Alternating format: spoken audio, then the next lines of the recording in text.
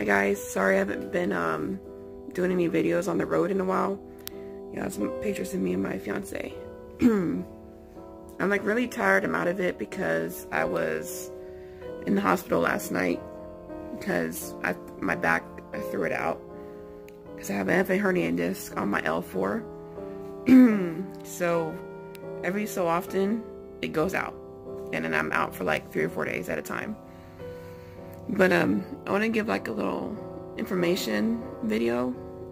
A viewer of mine, sorry my hair looks kind of like frizzy. A viewer asked if I could do one for y'all that talks about what I was getting paid and what their paychecks were like.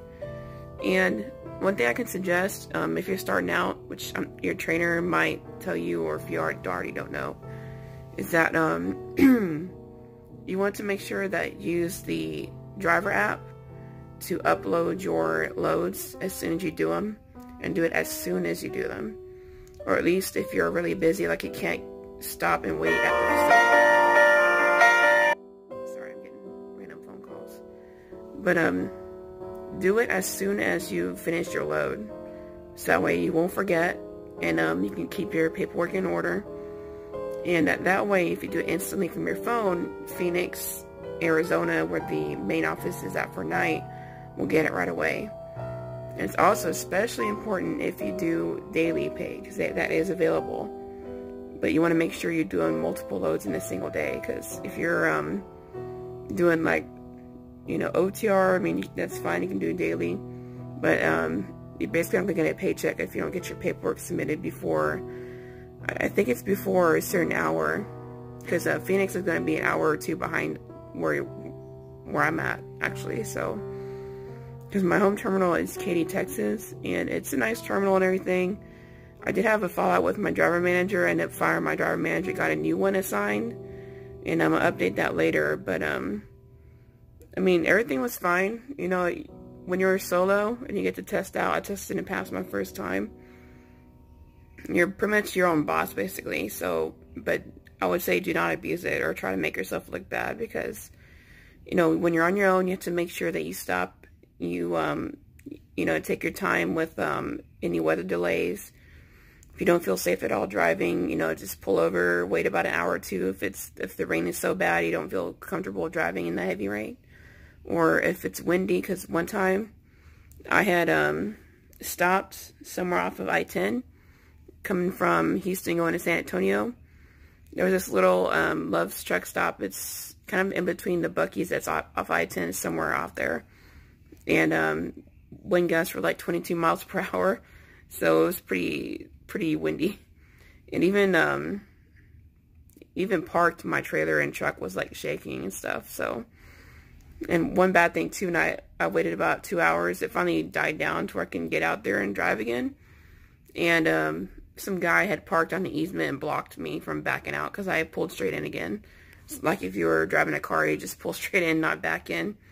Because that's what I can suggest to as a new person, is that be careful if you pull straight in, because when you back up, you're going to be on your own to back up. You know, put on your hazards, honk your horn, even when you're coming out, honking again. So, because a lot of people, they don't pay attention. They just go flying around you because they want to be first. You know, that's okay, but let them go ahead and go. If you have to stop, you know, wait for them to pass by, let them go. And then take your time. If you have a rider with you, if you're allowed to right away, then have your rider go out there and help you. You know, make sure that they're in your mirror to help you guide backing up. You know, those are some good suggestions I can say when you're trying to park. Try to pull in an area where you can pull straight in at first. I mean, unless you're going to start working on backing right away, which of course I'd also suggest too. But depending on what time of day and how late it is at night, you don't want to try backing up if you're half asleep while driving. You know, that's something I never risked. See, another thing. Always, I would say, if you're a new driver like I was, you know, keep your trainer's number just in case, because I still have my trainer's number. I mean, or still text sometimes. And I had an issue with my truck. My truck broke down in Dallas for 4 days. And I had a leak somewhere on the brake valve. It's some type of, it's where two hoses in the back behind your fifth wheel connect, and there's this little metal body piece. Air was like bursting out of that piece. Like I was noticing an issue with my truck. Like every so often, you kind of know how your governor behaves with your pressure system. And I started noticing it's kind of popping off a little too often, if you know what I mean. Like a little bit too often to notice something's going on. And I was somewhere outside of Dallas. I think probably about 60 miles away from Dallas, because I wasn't too far from that terminal. It was kind of far, but not extreme. And I pulled out of the, I was going to pick up this empty trailer as a drop and hook. I was bringing it loaded in. I think I was to a Sam's Club. Yeah. And I found they had 4 empty trailers, which is perfect, because you always want to find it empty when you're dropping off a loaded. Unless, of course, if you're picking up another load and just heading on your way. So when I was hooking up to the empty, I was getting ready for my pre-trip. And I was doing my tug test before I got started and started connecting, you know, all the cables, the red and blue and the electrical. I did my tug test and I was still getting some drag going on. You know, it wasn't pulling the truck back like it should be. So I was thinking maybe, okay, whoever dropped this probably left the tandems unlocked. So when I parked the truck. It was still connected. I went out there and looked. And the tandems were locked in place. The locking pins were all there and they were intact. So I checked the fifth wheel, and the fifth wheel pins were not locking in place. It was the fifth wheel platform sliding back and forth, and I never unlocked it, nothing. And I even checked the little switch, because the Freightliner I had this little, you know, light switch. You hit left or right. It was in the lock position. So I was like, okay, something's broke here, and I can hear a big old shh noise. So I was like, oh, great. And the empty I was picking up, I was going to take it to another distribution center where I was picking up a loaded to go from Dallas to Oklahoma. So that would have been a nice out-of-state trip for me. It would be the first one I did on my own. So, of course, I had to call Breakdown, which Knight has a number for that. It's actually a Swift shared phone number. So it'll actually ring up as Swift. And they were pretty spot on fixing issues with the truck mechanically and you know, breakdowns, whatever. And I had a quick pickup. I told the lady, I said, look, I was doing this low number. I'm trying to pick up an empty. I just dropped off this load number here, and I'm hearing a real loud hissing noise, and my platform's not locking in place. And pretty much when that happens, your truck is not safe to drive. It's like common sense. You know, if I were to take off with that trailer attached to my platform and actually drive out of there, what would have happened, my platform would have got ripped off my truck, my cables would all gotten, you know, yanked off my vehicle, and a treader would have nose bombed into the floor, or nose dived, whatever you call it. So I told them, yeah, it's not safe to drive at all with a trailer attached. So they pretty much told me to go ahead and drive 50 miles as bobtail to the night yard in Dallas. And that's where I was stuck at for 4 days. 4 days. All because they had to wait for that part to get ordered in and have it in stock. That's the only issue I can recommend about their repair shops with Knight is that their mechanics take so long. And when you have an issue and you want it fixed, they usually take a while to try to fix it for you. Because I know this is not all the mechanics, but most of them don't care to fix your truck with Knight. Unless if it's an urgent issue. I mean, I thought mine was kind of serious. It took them 4 days. I was stuck there 4 days before they actually worked on it. And whenever they did finish it, I was calling my driver manager, wondering what the hell's going on here, because I haven't gotten a notice. They didn't come talk to me, nothing. And I went out there and I found my truck parked, fixed. They didn't even tell me. I had to go out there and find out myself. So when I checked it, there's no leak. There's a new part in place where the other one was leaking out. And I pretty much left from there to go do my next load. Or I actually had to wait until the following morning. Sorry, I'm getting these random phone calls. And I was stuck there until the following day because it was after 5 o'clock. And after 5 with Knight, that's when overnight dispatch and everybody gets switched with shift change. So I had to wait until the following morning to get my assigned DM to release the status of my truck to take my next load. That's how repairs and breakdowns work with Knight. As far as the pay thing, you can have the option of either weekly or daily. And daily, of course, like I said earlier, you have to make sure your paperwork is in before a certain time if you want to get paid that day. I don't know exactly when they pay the time. It might be around 10 or 10 o'clock in the morning or something. I don't know, you might have to ask somebody else who has daily pay. And mine was weekly. With the training pay, they always paid me on, I think, I'm trying to think, Mondays? I'm trying to remember. It's been a while since I've been in Squire. I think it was Thursdays. I believe so, yeah, Thursdays. I was paid every week, the $500, which is $500 a week training pay. It's still tax deductible, so you're not going to ever get exactly $500. They charge you taxes right away. So sometimes I got 3, sometimes I got 436. It just depends. But as far as the starting solo pay, I was getting around 42 to 44 cents per mile, which is pretty decent. Some places only pay like under 40. And Sierra England only wanted to offer me 12 cents a mile. Yeah, 12 cents. Stupid. And sometimes I notice with some loads, I don't know if this is legit or not, or they should be doing this. I got paid 42 cents on some loads, and the other ones were 44 cents. So I don't know what's going on with their payroll. Their payroll is kind of sketchy. And I'm going to do a separate video on that too. And there was issues with payroll that they were behind. So I would say make sure you send every single load you do as soon as you complete it or at your first break. Because I don't know if they're backlogged or they're short-staffed or what, but just make sure you stay on top of that and keep track of it too. Because on my next video, I'm going to talk about the payroll issues. That's something you need to watch and consider, especially if you come with this company. But, I mean, running loads was fine. They're not forced dispatch. They claim not to be. I had an issue with my driver manager who seemed like he wanted to push their issue with me not wanting to take a load here and there. And of course, if you're not comfortable with doing something, or if you're not sure if you need more training, always talk to your terminal manager. I mean, because your driver manager is not going to care. I made requests to get some extra training. You know, I was already done with Squire, but he seemed like he didn't care or that he never got the message, which is not true. But if you never need any questions, always consult your trainer that you were with. Always keep his or her number. You know, don't feel like you're bothering them, because they're always there to help you even after you're on your own. Like, text them if you think they might be busy or they could be driving, you know. And my trainer, she always answered me whenever she got a free time to answer. So she always, sometimes we called and talked for a little bit and stuff. But yeah, I'm sitting on my recliner because my back is like really hurting.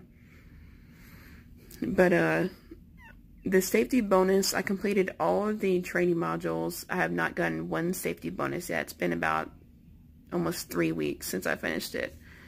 And I think it to complete either 30,000 or 60,000 miles before you can qualify for it, even after doing over 100 modules, which is ridiculous. I think that once you finish it, you should be eligible to get it right away. But that's not how it works, apparently.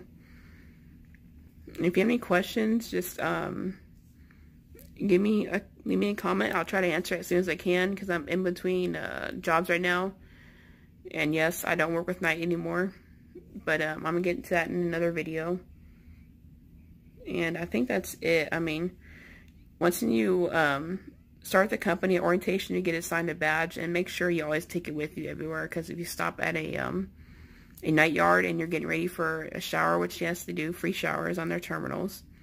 And free washer and dryers too. The only thing, it's not free, but discounted, is vending machines. And they do take debit cards too. So, and I guess the last thing I'll talk about is their EFS card, which is the gas card. Is like silver in color. I think I have mine in my pocket somewhere, but sorry. My back's really hurting, so.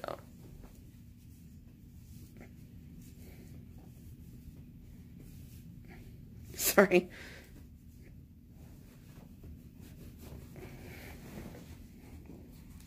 And always make sure that when you're starting out, get one of these. It's My Love's Rewards. Get it as soon as you start training, unless if you already have it. And it just looks like a regular card. This is what helps get you shower credits, because whenever you're pumping gas, I'm pretty sure your trainer is going to have one of those. If you get, I think, at least 50 gallons or more, you get a free shower. So always use it. Even in your own personal car, you can use it. So you can use it both with your regular car or your big rig.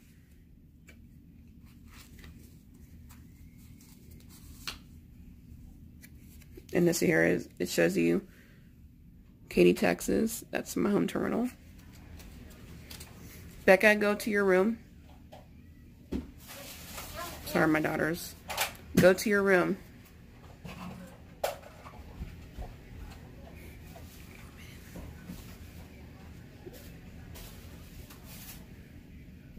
Sorry, she likes to come and bother me sometimes. But, those are the cards you want to use, and this is what their gas cards are going to look like. It's going to have like a bunch of numbers, and you can that's what you use to get gas with your for your truck. You can also get your advance money off of it, and starting I got 65 max advance money. If you need more than that, you need to talk to the supervisor of your terminal to authorize a higher amount if you got stuck somewhere. Or if you, some reason they didn't pay you or something. And there's a really good app I can suggest too while I have y'all guys. It's called, I think it's called Weigh My Truck or something. It's by Cat Scale. And it does work with the night card. And some people say it's not authorized or this and that. But you can actually have this added to the app to where you don't even have to get every truck. You just, I only used it once because I don't work with the company anymore. But you just pull into a Cat Scale, like if you're going to weigh it yourself, you know, like, you know, ordinary, everyday weighed scale, whatever. And then there's usually a code, like a 4-digit, starts with the number symbol, the pound. And on the app, it's going to ask you to, it's going to have this green button, I think, to scale or something. And it's going to ask you, the only thing it'll ask you is the trailer number, your trip number, because you have to have those inputted.